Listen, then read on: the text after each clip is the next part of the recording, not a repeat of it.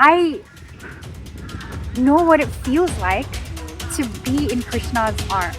Bhakti is the force and the heartbeat of this culture. No matter what it looks like, who you are, or who you're praying to, your ability to feel things deeply is actually a superpower. You don't choose your Ishta Devata. The concept of Ishta Devata goes beyond who you are in this lifetime. We have always been God-loving rather than God-fearing. And we see this interwoven throughout our texts from the beginning. Love to the point where you lose yourself and you merge with God. Hare Krishna, everyone. Welcome to today's episode where we will be diving deep into the world of Bhakti Yoga.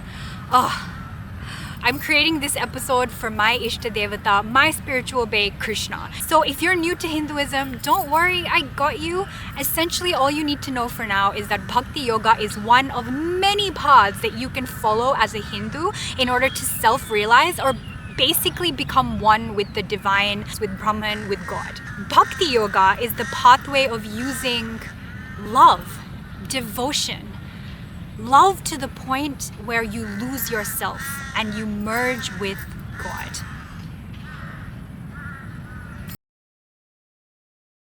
In today's video, we are going to talk about an introduction to Bhakti Yoga. What actually is it? What is the history of Bhakti Yoga within Hinduism? What sort of personalities would be best suited for Bhakti Yoga? Because I don't think this pathway is for everyone. Then we are going to dive deep into the 5 ways to love God.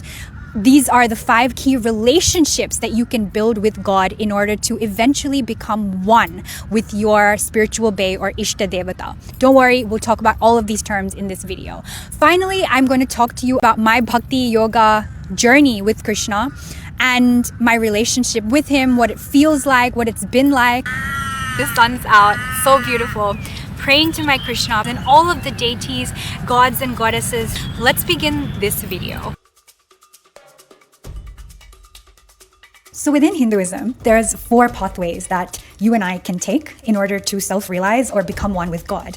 The first one is Jnana Yoga, in which you sit and you experience that oneness with God through meditation. Next, we have Jnana Yoga, which is more attuned for those rationalistic individuals who enjoy the process of understanding or grasping the knowledge around Brahman, God, realization. Then we have Karma Yoga, those who ascend in their spiritual progress towards God by serving God through action, selfless action. And then we have Bhakti Yoga, the topic of today's video, in which we achieve oneness with God through love and selfless devotion. Now, it's important to note that no one pathway is better than another, or you can choose a mixture of pathways. But I've found that based on your personality, there's usually one pathway that truly fuels your spiritual progress more so than others. And for me, that's definitely been Bhakti Yoga. The deeper and deeper I get into Hinduism, Sanatana Dharma, the more I deeply appreciate it. This is an ancient system that has been designed in a way that you can literally choose your own adventure. If you know who you are, what your nature is, hey, I'm a little bit more logical. Hey, I'm a little bit more emotional. It doesn't matter who you are, there's a pathway for you that you can build for yourself in order to reach God, in whatever way feels right for you.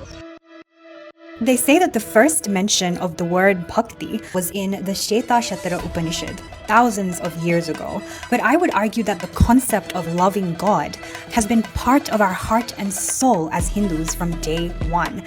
We have always been God-loving rather than God-fearing. And we see this interwoven throughout our texts from the beginning. We see it in the Bhagavad Gitas, we see it throughout the Puranams, we see it in the Devi Mahatmyam, and we see it in the countless stotrams, mantras, shlokams, and sahasranamams, each and every one lovingly dedicated towards the particular deity. Each piece of literature is a key to us understanding that deity better so that we may love that deity better.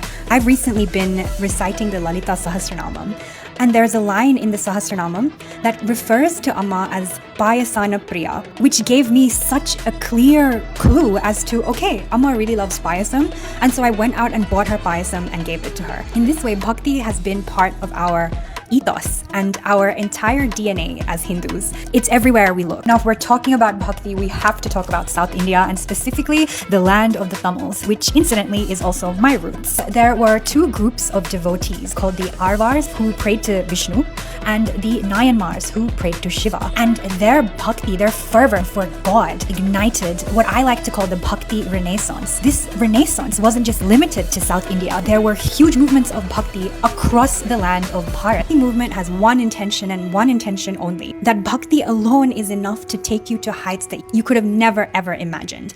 Bhakti is the force and the heartbeat of this culture. No matter what it looks like, who you are or who you're praying to, if you can surrender to your deity in endless devotion, you will go down in history. To me, this is what the bhakti movement teaches us. All you need is love. All you need is bhakti.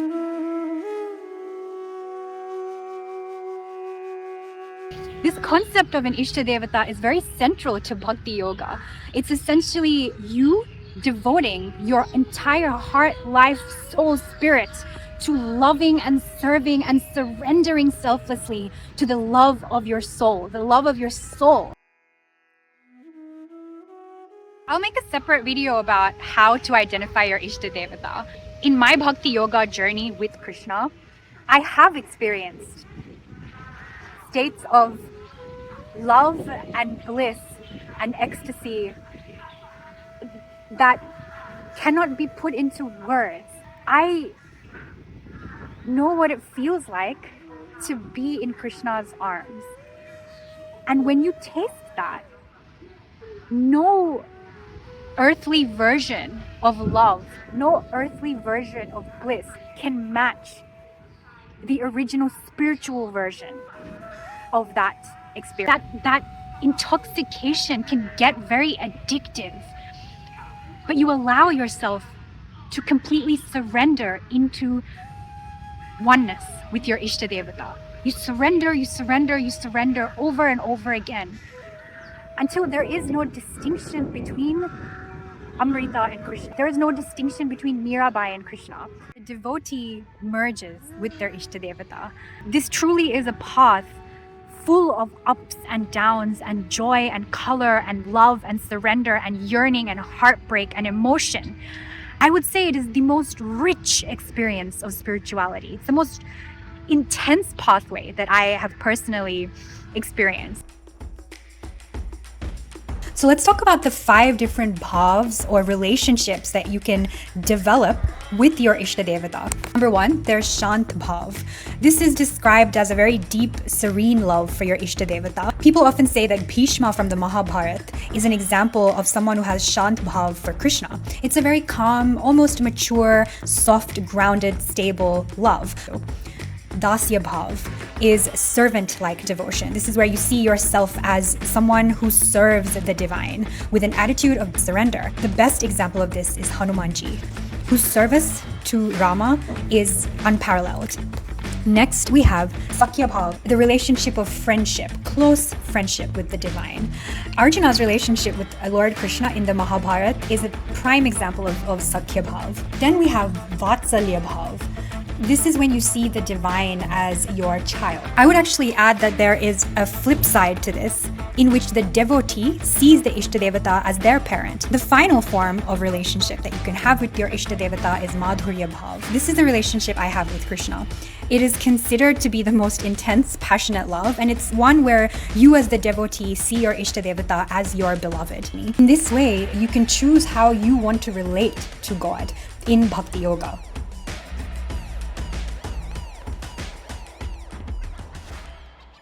If you are someone who has always felt things really deeply, then I think you will excel in Bhakti Yoga.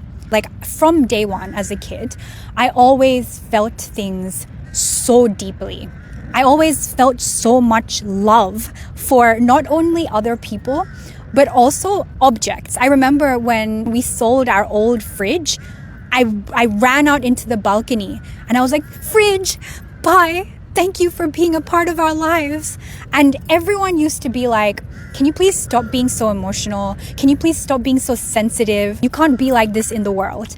But now, as someone who has experienced God, feelings that I can't even put into words through Bhakti Yoga and on my spiritual path. Now I see that sensitivity, that softness, that emotional depth that I have, it's a superpower.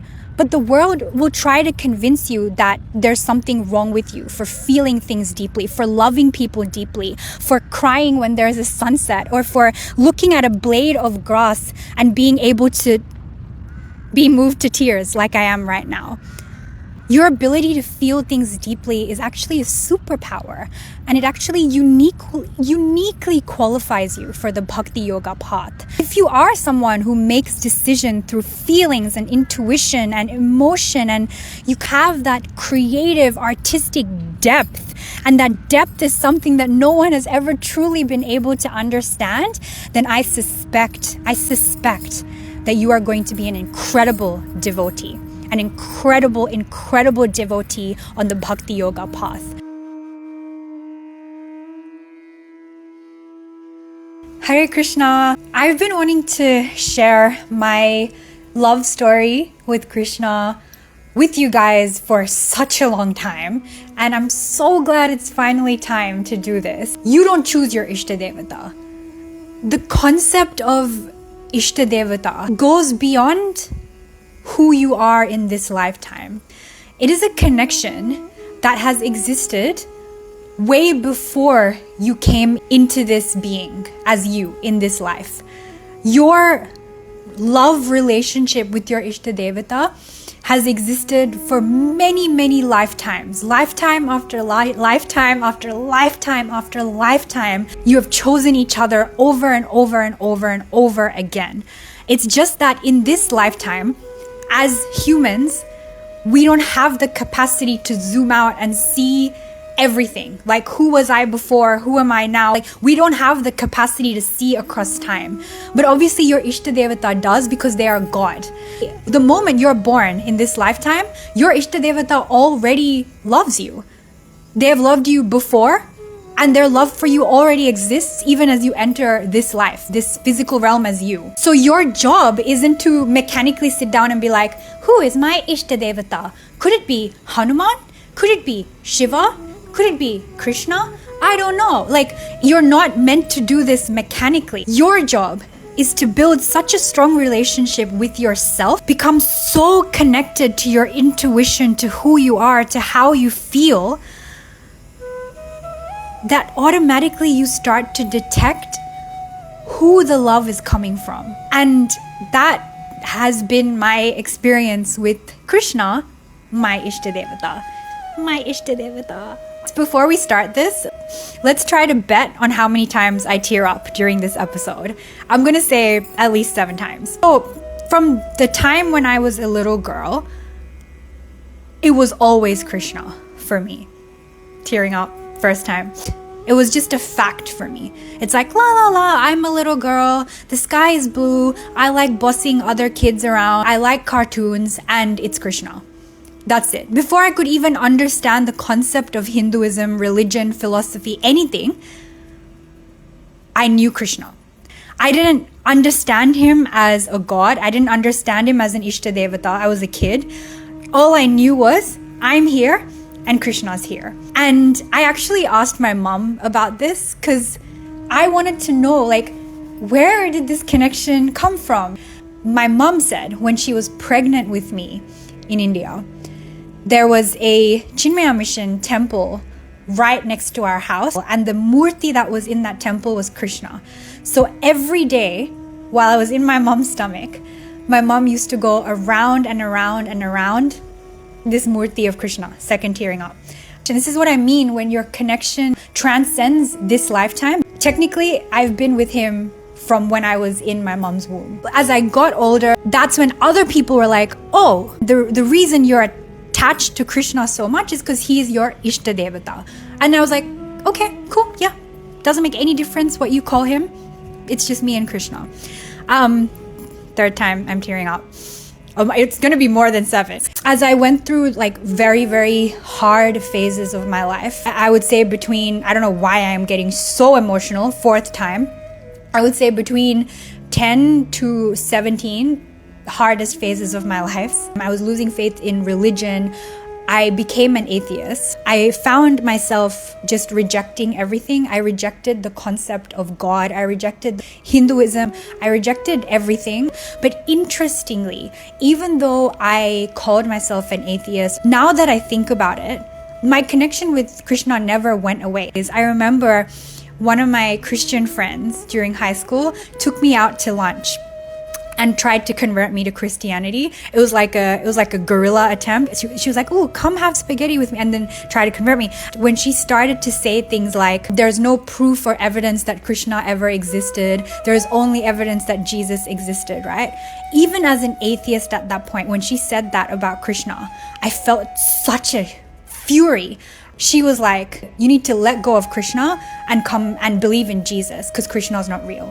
In that moment, I was so angry. I literally looked her in the eye. I think I was 15 or 16 at that point, and I was like, "Let's assume you're right. I would rather burn in hell than ever let him go." And that was me as an atheist. What you can learn from this story is that when it comes to your Ishta Devata, your love for them becomes so intense and so important in your life that you don't even particularly see them as God anymore. And this is why we talked about those 5 relationships you can have with God, right? For me, my relationship with Krishna has always been like, he's my bae, he's my boy, he's the one. I never saw him as God. I don't mean that in like an offensive way. They're a part of you. They become a part of you. You talk to them the way you would talk to anyone else that you had that relationship with. Your relationship with your Ishta Devata, it transcends even definitions of religion or faith or philosophy. It transcends everything. When you truly have that connection with your Ishta Devata, there's actually nothing that can ever break that connection with them. Even if you claim to be an atheist, even if you claim to walk away from religion, you're still going to walk away holding your Ishta Devata's hand because they're a part of you. And that's how powerful Bhakti Yoga is.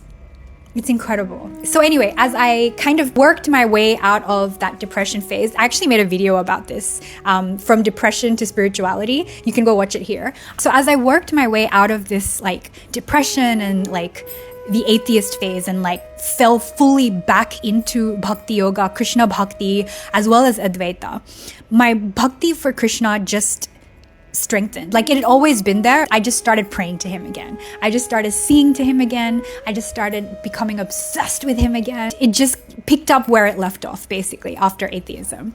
So if we fast forward to now, right? My relationship with Krishna is at its strongest that it's ever been. From that point where I chose Krishna again, things have been very crystal clear for me. Clarity has been the biggest thing for me.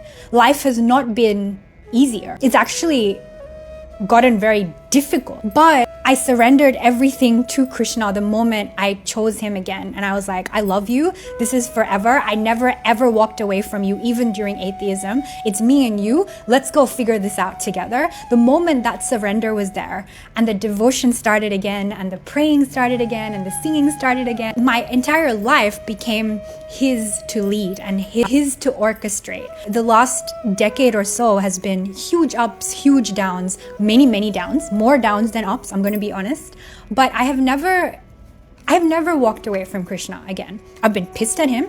I've been pissed. I've not talked to him for a few days.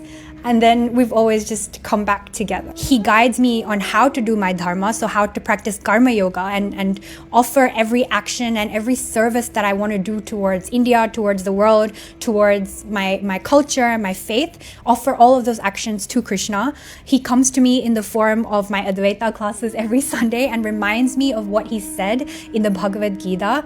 He is fifth time, he is there when I open my eyes and there when I close my eyes, and even during sleep, he is that ultimate awareness. That's my relationship with Krishna. No matter which deities I am led to pray to. Like I've done Devi Upasana now. I'm also a Devi devotee. I'm also a Shiva devotee. I love our deities. I love our deities. A huge part of my dharma is to honor our deities, is bringing people back to their Ishta Devatas. Because once that connection is there, you become unbreakable. The clarity you have is insane. You can handle anything that is thrown at you. Your path to moksham is set once you have that true, authentic connection back with your Ishta Devata. And so through Krishna, my mission is clear. Through Krishna, Karma Yoga has become the way that I do my mission. Through Krishna, there is love and light and sweetness in my life. Through Krishna, I have healed thousands and thousands of lifetimes of pain and trauma and negative energies. I have burnt through karma like so intensely. Through Krishna, I went to Kalabhairav. Through Krishna, I went to Devi. Through Krishna, I breathe. Through Krishna, I eat. Through Krishna, I live. 6th time, I'm crying. And he literally is everything to me. And everything is part of him. And this approaches 7th time. Let's see if we go more than 7. This then approaches the concept of why we go on the Bhakti Yoga path. The ultimate end goal, like I said before, is mukti, is moksham, right? Is breaking this cycle of life and death and realizing, going back to Godhead, as the Vaishnavites say it, self-realization, whatever you want to call it. And I'm reminded of how Krishna showed Arjuna his Vishwarupa Darsanam. And in that moment, Arjuna was petrified, overwhelmed. Because Krishna is not just Krishna. Your Ishta Devata is not just your Ishta Devata. They are everything. They are all of reality. They are all of existence. They are all of space and all of time. They are every sentient and insentient being that has ever existed, and they are time before time existed and time after time ends. They will be there to observe the end of this existence, and they will be there to observe the beginning. They are beyond everything. They are Brahman. They are ultimate consciousness. So as you ascend through Bhakti Yoga, you start to understand Krishna isn't just Krishna. Krishna isn't just Bay. He's everything. And there's a merging that happens at that point. He's everything. I'm everything. And it just is. And that's Bhakti Yoga. To succeed in this path is to simply turn off the logical mind, turn off all societal restrictions, turn off all hesitation, and to completely lose yourself and surrender yourself to your Ishta Devata. To give your entire life, your entire spiritual path, every lifetime before this and every lifetime that may come, to surrender everything to your Ishta Devata, and to know in your heart that you don't even care what happens to you now, because all you care about is being with him, being with them, being with her, being with your spiritual Bay. That's all that matters.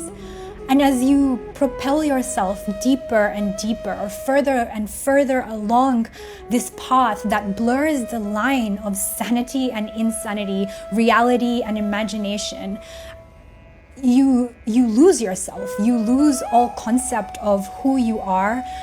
You lose concept of body. You lose concept of personality. You lose concept of time. You lose concept of physicality, time, space. And eventually, there is a point where everything just collapses into one bindu, one point. And in that point is you, your Ishta Devata, and all of reality, all of consciousness, everything, just in one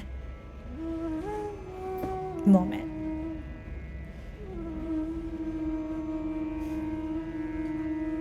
It is the pathway of complete surrender, madness, intoxication, ecstasy beyond ecstasy you've ever experienced, bliss beyond bliss you've ever experienced, out-of-body experiences, heartbreak, ups and downs and yearning.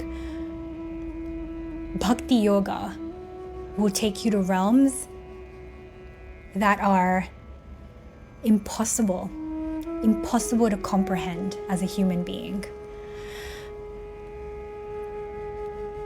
It is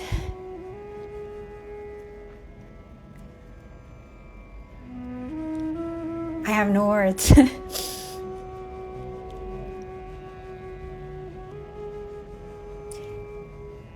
I have no words. 7 times! I only cried 7 times. Thank you for watching this segment.